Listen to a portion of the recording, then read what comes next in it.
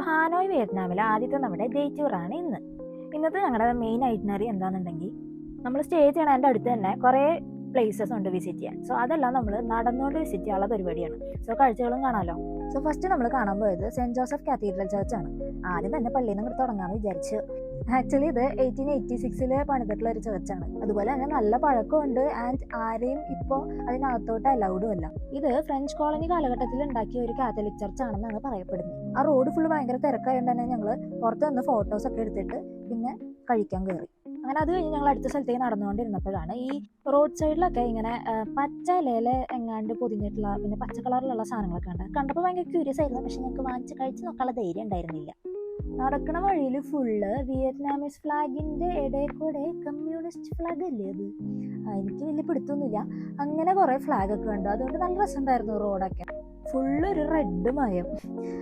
ഇതൊക്കെയാണ് സൈഡിലുള്ള കടകൾ, റെസ്റ്റോറൻറ്റ്സ് ഒക്കെ.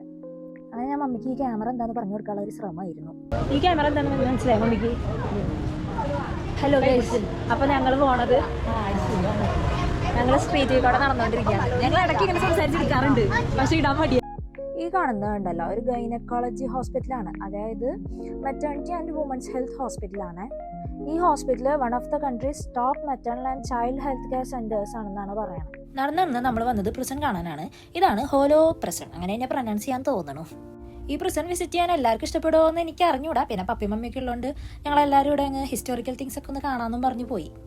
1896 ഫ്രഞ്ചുകാർ പൊളിറ്റിക്കൽ പ്രിസണേഴ്സിനെ തടവിലാക്കാൻ വേണ്ടി നിർമ്മിച്ചതാണിത്.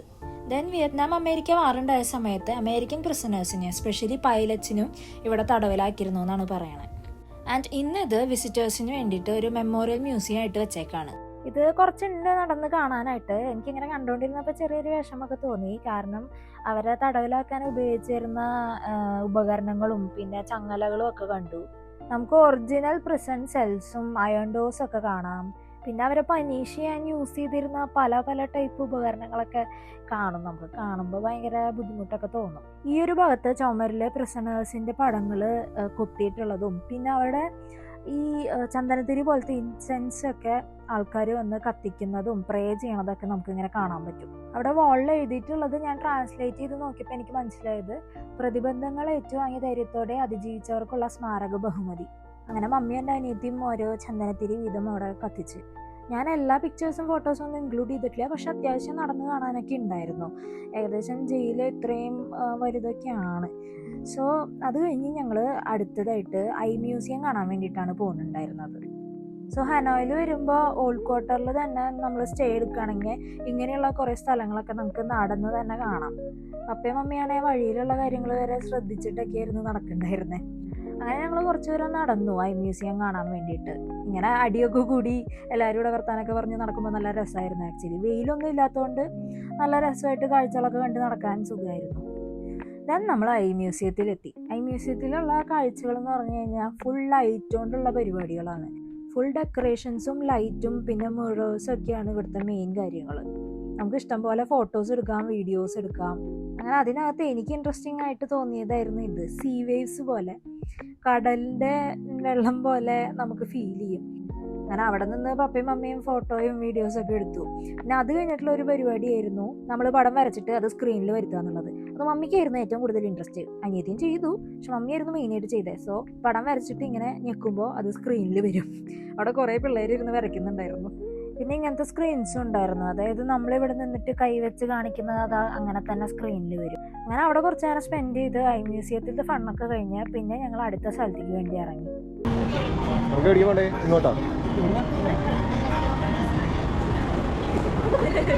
ഇനി ഇതാണ് നമ്മുടെ ഹനോയിലെ one of the main popular places, Hanoi train station.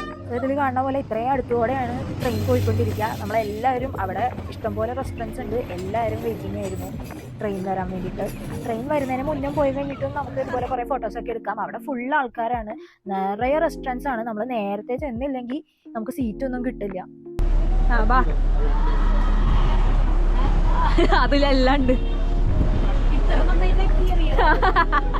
അത് കഴിഞ്ഞപ്പോഴേക്കും ഓൾറെഡി ഈവനിങ് ആയി. അപ്പോൾ നമ്മൾ ഓൾറെഡി അവിടെ നിന്ന് ഭക്ഷണം കഴിച്ചുകൊണ്ട് തന്നെ പിന്നെ ഞങ്ങൾ ഹോപ്പ് ഓൺ ഹോപ്പ് ഓഫ് ബസ്സിൽ കയറാമെന്ന് വിചാരിച്ചു. ഞങ്ങൾ ബസ്സിൻ്റെ മുകളിൽ കയറി കഴിഞ്ഞപ്പോൾ നോക്കിയപ്പം വെഡ്ഡിങ് ഷൂട്ട് വരെ നടക്കുന്നുണ്ടായിരുന്നു, ബ്രൈഡ് ഗ്രൂമൊക്കെ നിന്നിട്ട്.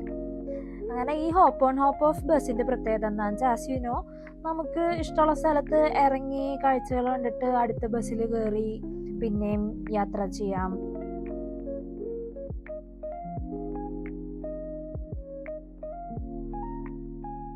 ഞങ്ങൾ ഈ ബസ് കയറിയത് ഹനോയ്സ് ഓപ്പറ ഹൗസിന്റെ മുന്നിൽ നിന്നാണ്. വിയറ്റ്നാമിന്റെ റിച്ച് ആർട്ടിസ്റ്റിക് ഹെറിറ്റേജിന്റെ സിമ്പിളായിട്ടാണ് ഈ ഓപ്പറ ഹൗസ് ഉള്ളത്. ഈവനിങ് ടൈം ആയതുകൊണ്ട് തന്നെ നല്ല രീതിക്ക് കാറ്റുണ്ടായിരുന്നു, അതുകൊണ്ട് ഭയങ്കര ഒരു റിലാക്സേഷൻ ആയിരുന്നു. ഞങ്ങളൊക്കെ ഈ ഇയർഫോൺസ് വെച്ചിരിക്കുന്നത് എന്താണെന്ന് വെച്ചാൽ, ഓരോ പ്ലേസിലും പോകുമ്പോൾ ഇവിടുത്തെ മെയിൻ അട്രാക്ഷൻസും പോപ്പുലർ പ്ലേസസിൽ കൂടെയൊക്കെയാണ് ബസ് പോകാമല്ലോ. അപ്പോൾ അവിടുത്തെ ഇൻഫോർമേഷൻ, അവിടുത്തെ ഹിസ്റ്റോറിക്കൽ തിങ്സ് ഒക്കെ എക്സ്പ്ലെയിൻ ചെയ്യണതാണ്. അതിനു വേണ്ടിയാണ് ഈ ഇയർഫോൺസ് അവർ നമുക്ക് തന്നിരിക്കുന്നത്. സോ അതിനകത്ത് പല ഭാഷയുണ്ട്. സ്പാനിഷ് ഉണ്ട്, ഡച്ച് ഉണ്ട്, ഇംഗ്ലീഷ് ഉണ്ട്, പിന്നെ നമ്മുടെ ഹിന്ദി, മലയാളം, തമിഴൊന്നും ഇല്ല. അതുകൊണ്ട് തന്നെ ഇംഗ്ലീഷ് വെച്ചുകൊണ്ടിരിക്കാം. നമ്മൾ ഇന്നലെ നടന്ന ഹോങ്ക്യാൻ ലേക്കിന്റെ ചുറ്റും ആണ് ഇപ്പോൾ ഈ ബസ് പോണത്. ഈ സമയത്ത് നിറയെ ആൾക്കാരുണ്ട്, ബിക്കോസ് വെളിച്ചുണ്ടല്ലോ, ഫോട്ടോ ഒക്കെ എടുക്കാൻ പറ്റിയ സമയമല്ലേ.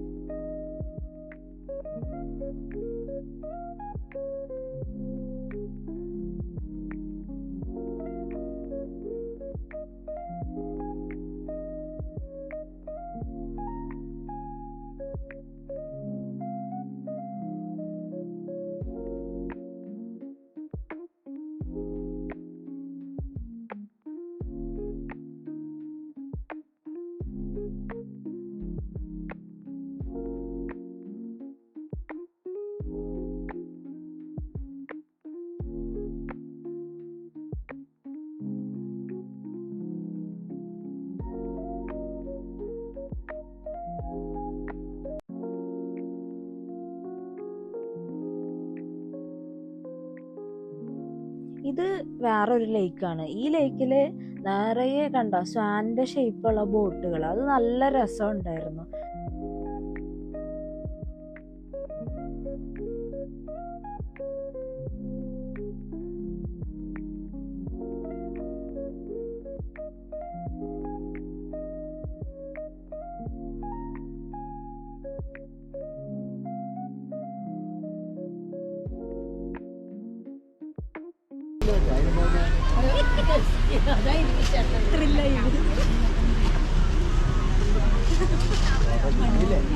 അങ്ങനെ ഈ ബസ്സിൽ നമ്മൾ രാവിലെ കണ്ട സെന്റ് ജോസഫ് കത്തീഡ്രൽ ചർച്ചിന്റെ മുന്നിൽ കൂടെ പോവായിരുന്നു. ആൻഡ് ഇതിന്റെ അടുത്ത് തന്നെയാണല്ലോ നമ്മുടെ സ്റ്റേ വരുന്നത്. സോ ഞങ്ങൾ അവിടെയാണ് ഇറങ്ങിയത്, അതായിരുന്നു ഞങ്ങളുടെ സ്റ്റോപ്പ്. അത് കഴിഞ്ഞിട്ട് ഞങ്ങൾ പോയത് കഴിക്കാനായിരുന്നു. നമ്മൾ റെസ്റ്റോറൻറ്റിൽ കയറി ഫുഡ് കഴിക്കുന്ന സമയത്ത് അപ്പൻ്റെ മോളുടെ മെയിൻ വിനോദം ചോപ്സ്റ്റിക്ക് വെച്ച് എങ്ങനെ ടിഷ്യൂ പൊക്കുക എന്നുള്ളതായിരുന്നു.